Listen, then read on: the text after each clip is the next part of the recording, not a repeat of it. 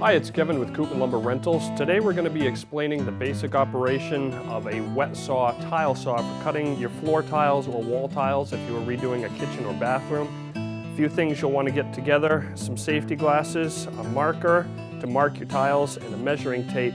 To save time when you're going to be renting and operating a tile saw, it's a good idea to mark all of the tiles and where you're going to need them cut, so that when you get the saw home, get the saw set up, you can just make all of your cuts to save yourself some time.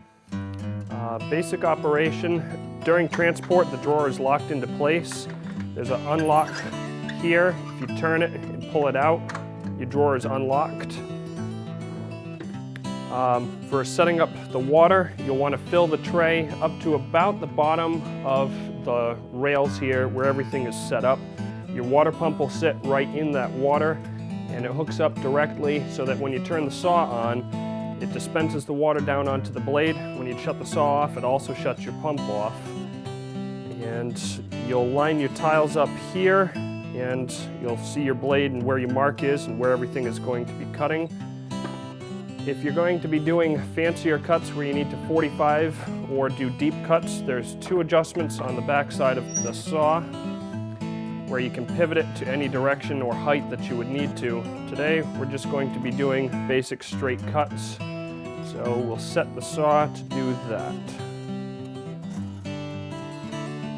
It's a good idea, as you're setting the depth of your saw, to make sure it doesn't go down too deep, but you want to make sure you get your way all the way through the tile so that you're not having to double cut any of the tiles.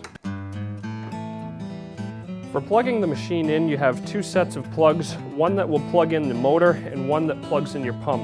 Your pump will plug into the receptacle that's provided on the motor, so that when you turn on the motor, it turns on your pump, and when you shut off the motor, it shuts your pump off at the same time. For this machine, if you pull the switch out, it will turn it on, and then you'll press it back in to shut it off.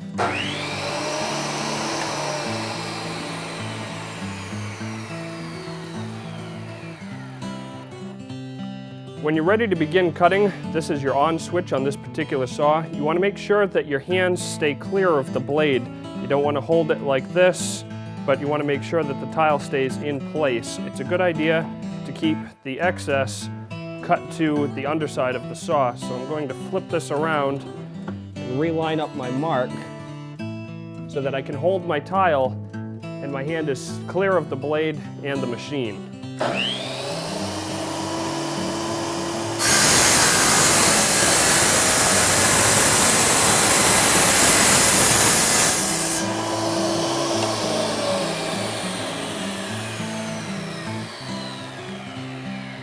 A good thing to keep in mind when you're doing this at home is to put some paper or newspaper or a cloth or a drop cloth of some sort down under where you're going to be working. As you can see, it's a bit of a messy machine.